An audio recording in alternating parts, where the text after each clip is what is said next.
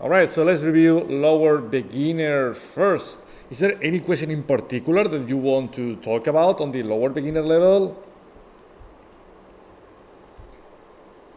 No one? Nobody?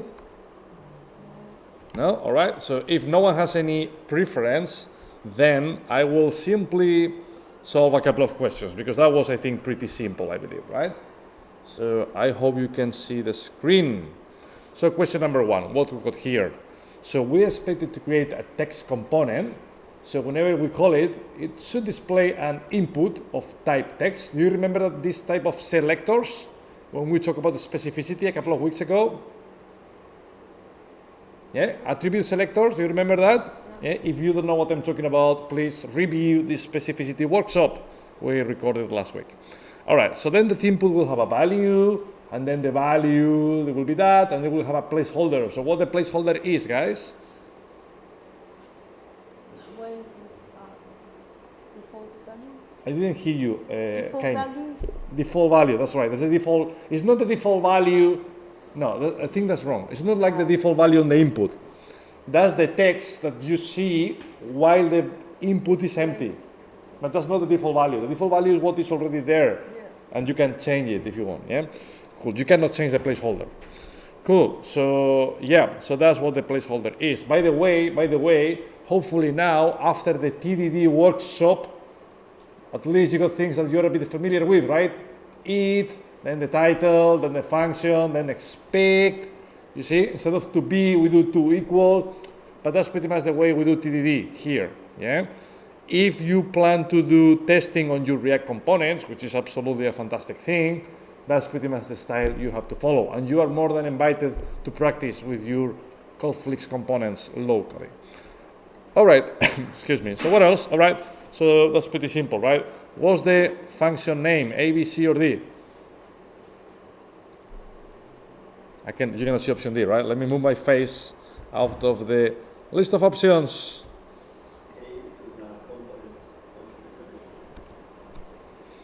Yes, that's right. Yeah, the component name is text in capital T. Remember, all the React components use which case? Camel, wrong. Pascal case. That's right, Alex. Pascal case. Yeah? So now, talking about the value. So the value of the input. So according to the description of the exercise, it should be my first input, exclamation mark. With or without quotes. In other words, A, B, or C. A, that's right, yeah? You see? I mean, just if you're unsure, just look at the other attributes, yeah? They will have a similar style. All right, so let's see if it works. Cool, fantastic. It works fine. Any questions? No? Cool, so let's do one more on lower beginner, and then we'll jump to the beginner level. So on question number 2, we would get a welcome message in 2 paragraphs. Oh, that was free sugar, a piece of cake, right? 2 paragraphs, welcome to React. You know, that's pretty simple. We need to find an option with a p tag, could be this one or that one, B or D. The other ones don't really make any sense. And now because React is JavaScript is case sensitive, we need to make sure we match the case, right? To React with capital R. So that means it's this one, I think, right? Will it work? Yes, it works. All right, lower beginner. That's pretty much about it. Unless you want to discuss anything else at this level, I will just skip it. So let me jump to the beginner level, where we had to fill some gaps. All right, so let me try to zoom the screen a bit more. So yes, let me try to zoom it. Here you go. I think it looks much better now.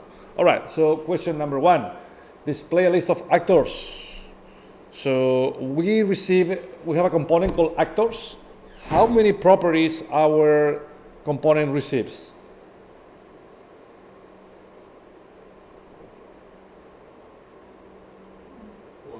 Only one. Yeah, that's right. The prop is called names. So we'll access to it using props.names. So then we essentially want to check how many p tags, how many paragraphs we got, and it turns out that we got 3 paragraphs. On each paragraph, we got the name of each actor. Yeah? Obviously, if we receive a different list of actors, then we'll have a different list of paragraphs. Yeah? That's pretty fundamental. All right, so here's the code. Right, does anybody remember what that key, or let me start from top, yeah? Actors, props.names.map. Do you remember map? We learned map this week. That's the way you can iterate, you can transform an array of something. So what's the array? We got the array of strings, so we want to transform an array of strings into an array of paragraphs, an array of HTML tags, yeah? So then, what's that key tag? Why do we need that?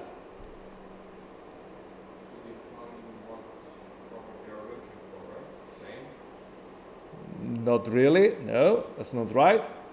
The key tag is something that React needs. Yeah, that's a convention in React.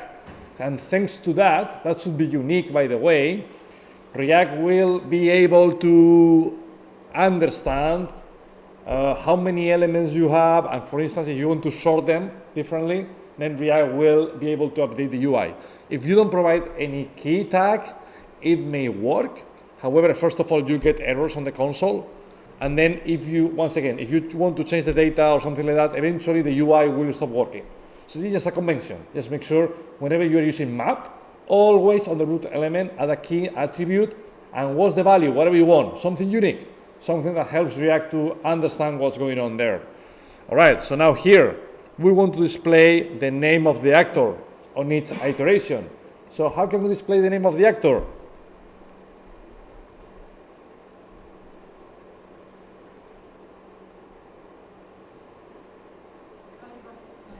Thank you, Rochelle.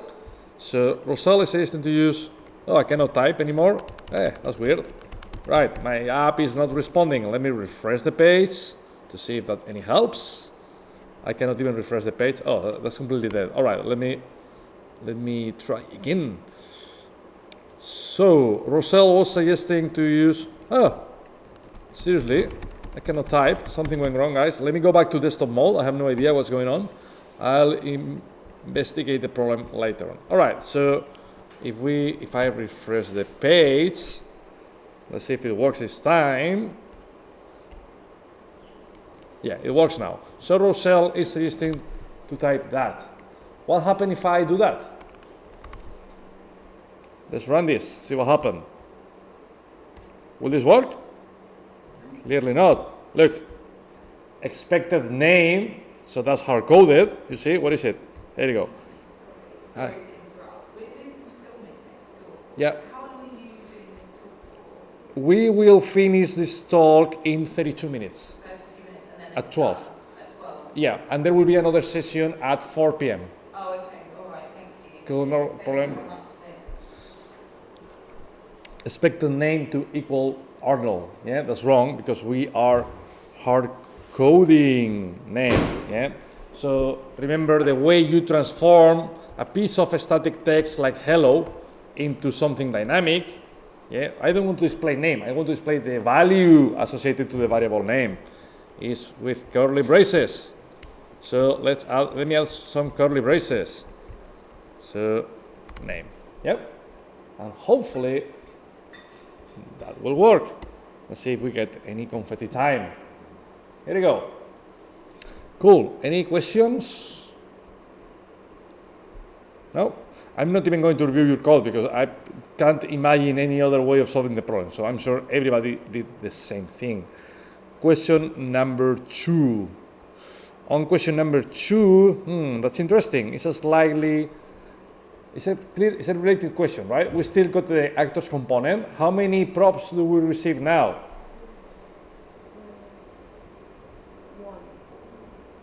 One or two? One. It's only one. It's the same thing. So what's the main difference? What type of data each element of the props is? It's an object. That's right also. Yeah. We got an array with 2 objects. Before we got an array of 2 strings, just the name of the sexy actors. But this time we want to hold additional information, how old each actor is. That's a bit of a gossip question, right? All right, so let's have a look to the details of the algorithm. So once again, you see, we got the key. That's pretty much the same thing. But now, how do we want to present the data? Look, you see, we got the name of the actor, and then in parentheses, how old that actor or actress is. All right, so can anybody tell me what do I have to type here? Curly brace. Actor name. Space. Oh, not V, space.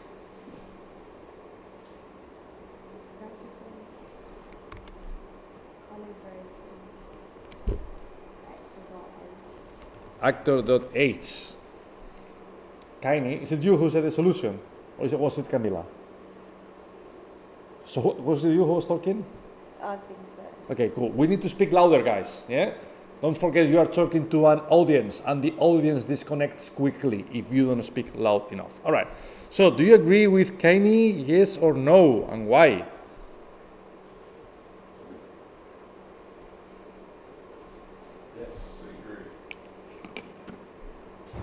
Thank you, Alex. But I'm still waiting for the others as well. Cool. Don't forget something, guys. I am asking many questions, right? If I'm a business person, and sometimes business people, they used to attend tech sessions. Obviously, they don't understand anything.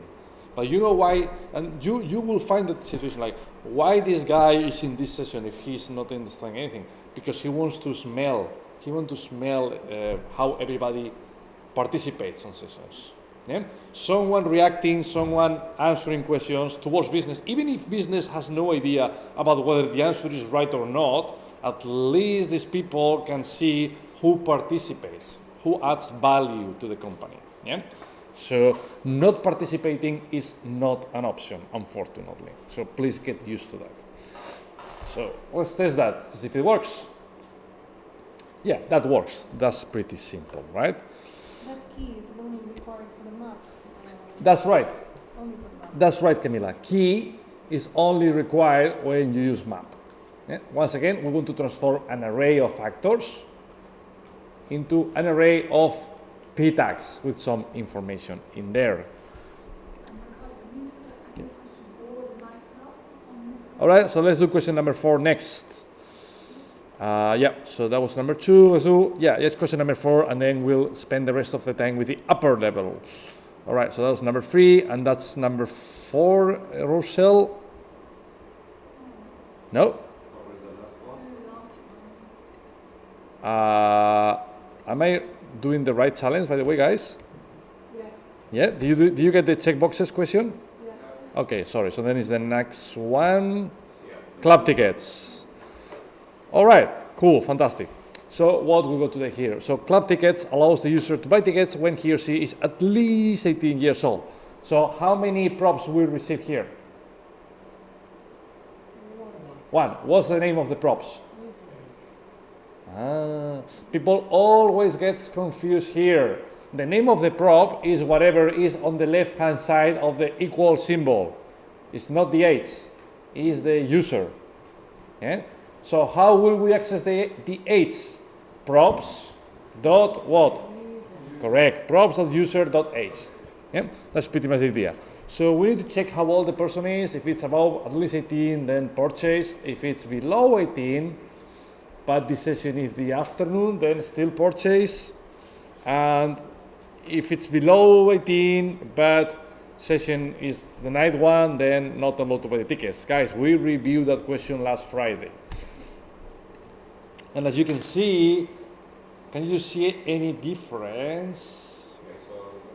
Now the placeholders are bigger, so you had no excuses about. Mine was still small. Yes, because I changed it during the challenge, right? That's why if you came across that question very quickly, yeah. But now, on the next time you came across that question, it will be fine. All right, so purchase. Give me a condition to be able to purchase the tickets. Props dot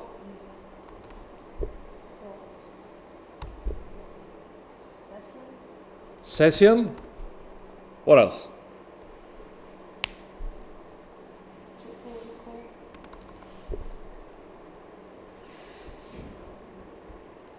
Triple equals what? Afternoon. Afternoon, nice. String afternoon. Yeah, string afternoon. Question mark. Ah, question mark. Remember, guys, that's a ternary operator. Yeah? If that condition is satisfied, if the user wants to attend the afternoon session, then that's okay. He or she is allowed to buy the tickets, regardless of whether he's 10 years old or 100, which is a creepy example. But anyway, we're talking about algorithms. So what else? How else? What's the other alternative to buy tickets? Obviously, it's age over 18. Correct. If it's an adult, if it's at least 18 years old. So how do you check if a user is at least 18 years old? Is that user dot age? Correct. It's what? What will happen with this algorithm? It will only sell to users who are 18. Users that are only 18, yeah? People like me, I'm 18 years old, yeah, on each side of the face. Cool. So, yeah, that's wrong, right? We need to check users that are at least 18 years old. So how do you check the greater or equal? Well, that, right? Yeah. Cool. Can we exchange them? Can we put this condition here and the session condition below? It doesn't really matter, yeah? The order doesn't really matter. All right, so let's see if it works. Cool. Nice. So that was it.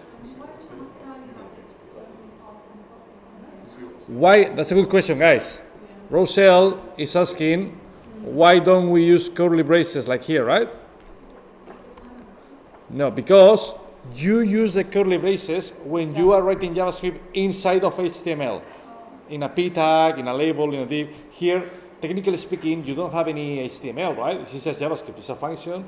Because of that, you don't need the curly braces. You cannot add the curly braces. Actually. Will it work with curly braces? I don't think so. No. Because when you put the curly braces, you're creating like a new scope, so you're putting everything privately. That's a weird explanation, but no, it won't work. Yeah? Anything else, guys? So the curly braces are just for it to compile it as a JSX? That's correct. That's it.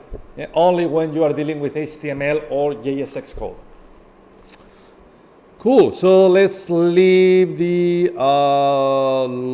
beginner level here, and then let me finally, on the next 20 minutes, have a look to the the upper beginner level. Let me try to zoom the code again. If it doesn't work, I'll go back to desktop mode. No idea, guys, why the mobile view is not working fine today. So, question number 1. Let me see if it works. First of all, can I type? No, I cannot type anymore. That's a bit weird. All right. So then let me go back to desktop and have a look to the issue again. So on question number 1, we have, that was free sugar. Welcome, yeah? User Peter, welcome to React, Peter, blah, blah, blah, blah, blah. All right, so welcome to React, I think, right? Yes. And then what? Why we need curly brace here but not before? Because we're inside of HTML code, right? That's why we need that. Then what? Props to the user dot name, I think. Anything else? I don't know, maybe. User, all right. Props dot, you are right, Andrea. Props dot user. Yeah. And I think exclamation mark as well. Yeah. All right, so that should work, right? That was pretty simple. And assuming that works, it does work. Let's talk about the structuring. Do you remember yesterday at 37 past 11, we talked about object structuring. And I told you there is a way to get rid of props. So does anyone remember how to avoid typing props? How to directly accessing the user details? Curly braces, and then what? User. Remove props with dots. Like that? Kaini is right. You see? That's an equivalent piece of code where we have destructured props. And the way we read that is, please create a new variable called user, and the value of user is the same as props.user. So that's the same code. Yeah? In the long term, I recommend you to get used to this syntax because the code just looks simpler. Yeah? Cool. Anything else? Let me have a quick look to what you suggested here.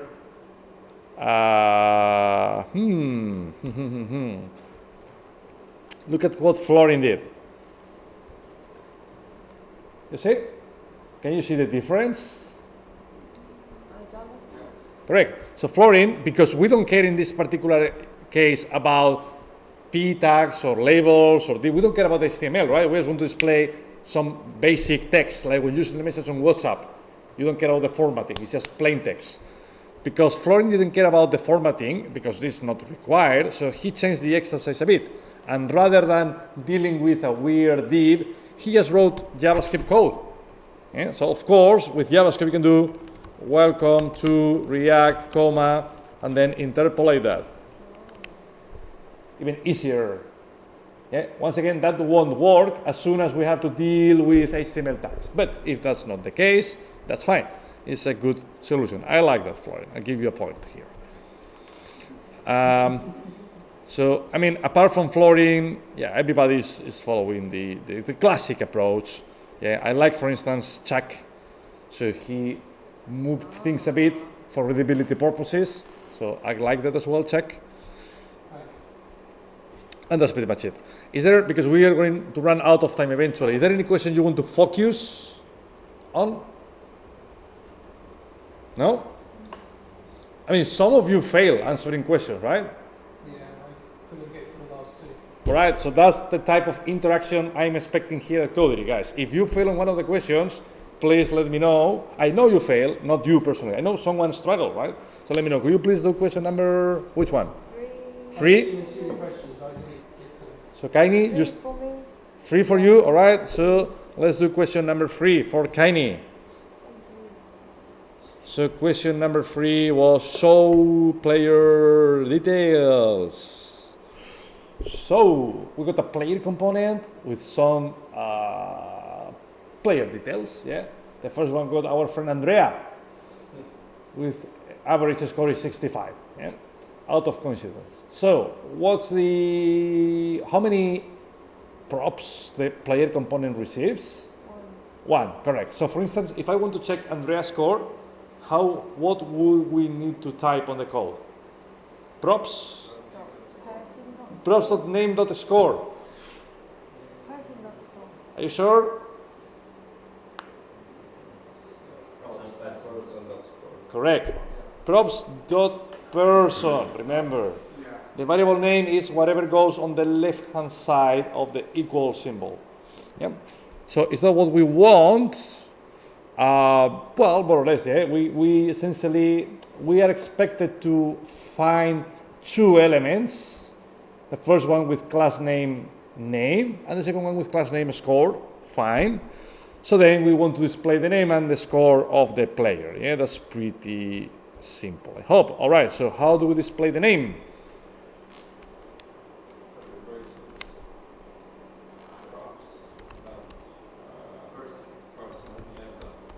That name, correct. So can I then copy and paste that with a very sexy shortcut? Boom, that's it, yeah? You see? You know how to do that, right? Fantastic. How you do that, guys? How can you do? Option shift down. Yeah, that's right. If you're a Mac user, it's Option Shift down. If you're a Windows user, something Shift down, yeah? I'm not sure if it's Control or Windows or Alt, one of these.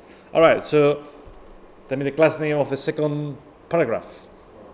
Score, and then score, props.score, yeah? And that should work. How would you structure that? We'll go to that point in a minute. Before the structuring, can I replace the p tag with a div, for instance? Yeah, it doesn't really matter, right? Yeah, the exercise doesn't care if it's a div, a p, or whatever. I just wonder, why did you need class name? Why did you need to define class name. Why? Yeah. Because look at the exercise. According to the exercise, the player means the root of the element. Yeah? Find another element with, look at the dot, with a class name, and find another element with class name score. It doesn't matter if it's a div or a p or whatever. Okay. So someone is asking, how can we destructure that? Well, you will tell me. Curly brace, and then what else? Name. Are you sure? Oh, Rochelle disagrees with you, Kaini. So Rochelle, what's your proposal? Of course, because it's the root property. Yeah? Person. And now, once you got the person, boom. I'm just curious, is there no way where you've got an object inside an object to destructure to access stuff? That's a good question. What Alex is suggesting is to do that. Is that valid in JavaScript? It is not on the 17th of January of 2020. Maybe, this is one of the things I've been requesting to JavaScript for a long time. Because to me that, well, would that make sense? I mean, even though that looks super cool, in reality it doesn't make sense if you think about it. Because, all right, so you want to destructure that, but what is name and score? We know it belongs to person, but what happens if apart from person you got another property called, I don't know, student with name and score, or city with name and score? So where is that information coming from? What if you put person in between the first two categories? Person, Yeah. like that? So they would tell you which. I don't know. Guys, don't be afraid of saying, I don't know. I don't know why many developers never say, I don't know, even though you know they don't know how to do things, right? It will be fine. But whenever I say, I don't know, always it comes with the next sentence. Let's figure it out, right? Let's figure it out. Let's see if that works. The proposal is very interesting indeed. Let's see if it works. Oh yeah, it works. That's great. That's very cool, right? And that makes sense. That makes a lot of sense. So now, look at, we're performing a double destructuring here, yeah? So you want to access the person, we know that already, but then in reality, the variable is not going to be the person. It's going to be the details of the person, the name and the score. So that's pretty cool, Alex. I love that. Nice one. Cool. And if you don't really understand that, or you don't want to go that far for now, well, you can be one step in between, right? You destructure only the person, and now you type person.name and person.score. Yeah? Cool. And then, I mean, just to prove that this is working, I mean, let's just break it, guys, just to prove it works and it's not just working by accident. So for instance, if I give name 2, that shouldn't work, right? I mean, if it works, that means the complete platform is pointless. Yes, it doesn't work, yeah? So, yeah, that's fine. Cool. All right, anything else? What happened? No, we throw an error, right? It didn't work because name 2 doesn't exist, so name 2 is undefined. Yeah, I broke it on purpose just to prove that the platform is actually reacting to my changes. Yeah, so if I bring it back, it now should work. We should get 200 confetti elements on the screen. Here you go. Cool. Any other question? We've got time for one more. Yeah, the next one, please. Next one, question number 4. How good the film is, Chuck? That one? Yeah, I didn't get to this part of the challenge. Okay, I only got to. okay, that's all right. So all right, so let's do this one. So look, film score identifies poor movies, yeah? So we got the title. How many props the film score component receives? 2, props.title and props.score, yeah? So then we want to check whether movies are good, bad, average, yeah? According to the scoring criteria, if the scoring of a movie is below 50, the movie is poor. If it's between 50 and 75, nice. If it's above 75, it's excellent, yeah? To me, Alien vs. Predator is an excellent movie. But once again, this is not to talk about our filming preferences. So let's leave that aside for some drinks, maybe another day. All right, so film score. Props. So I can offer you two alternatives. Option one is doing the HTML approach, yeah, div, blah, blah, blah. Or option two, following Florian style. Do we care about p tags or divs? Is there anything here inviting us to think that we have to deal after HTML content? Not really, just text. Eh? Poor, well, fine, bad, it's just text. So let's try to solve it on the on the JavaScript way. So can anybody tell me how to do that? So return, just JavaScript. So how do you get the score of a movie?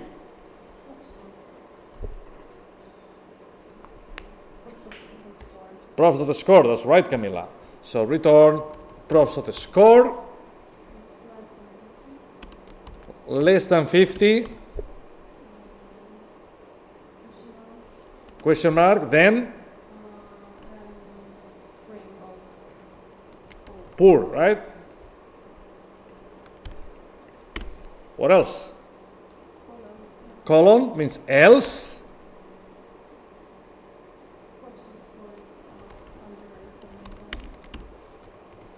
Then, I think it's nice. And finally, else. Excellent. Yeah, not sure if there is any weird exclamation mark. Let me have a look. No, I think that should be it, right? Let's see if it works, and then we'll talk a bit about it. With a semicolon, ideally at the end, yeah? The solution is right. Cool, so that's the way it works. Look at how important indentation is. Just please compare that piece of code. I will rewrite it without any indentation, and you tell me which one is more readable.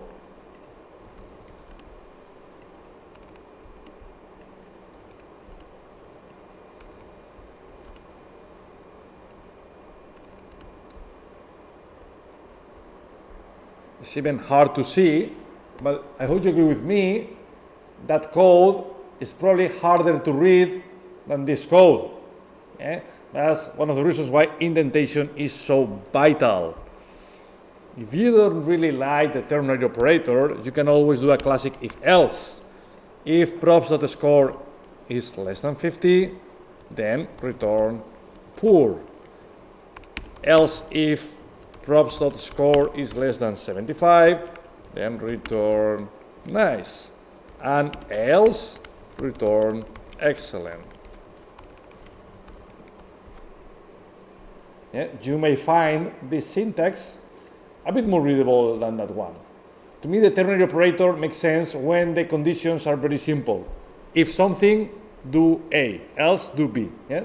But as soon as the complexity grows on the decisions, then the ternary operator becomes less and less readable, And I always try to follow this strategy because, once again, it helps me to understand what's going on in my code. So that's pretty much it, guys. Do you have any questions? The tests. Say it again? Can I check this? Yes, sir, sure. Here you go. How comes that score becomes from an object to a noun? That's a good question. That's a really good question, Andrea. Look, when you create a React component, so it's completely unrelated to the question itself. But if I have a component in user, I can pass the name, Peter. And I can pass the age. I can do that, yeah? But, exactly, that's the thing. If I do that, even though that's correct, if I then, on the user component, if I do return div, or let me change that. If I do return age, that's the structure age, yeah? Age greater than 18, old, else young, pretty stupid example, yeah? So, what do you think about that? I'll tell you something, that may work, but to me that's wrong. That feels wrong, feels very wrong. what type of data age is? It's a string. It's not a number. It's not a number. It's a string. You see? With the quotes. Of course, we can transform a string into a number. We can do that. That's the way you transform a string 45 into the proper number 45. That feels a bit weird, personally. So, in React, you can pass not only strings, you can pass booleans, you can pass many types of data. So can I do that like that? No. That syntax is not valid in React. Yeah. So React, you either pass a string, because that's the way HTML works. You pass a string surrounded by quotes, or if you want to pass something sexier, it doesn't matter if it's a boolean, a number, an array, an object, a function, doesn't matter. If it's something apart from a string, curly brace. And then age is a number, so you can do whatever you want with it as a number. That's the reason. Anything else? No? All right, so that was it, guys. Thank you for watching.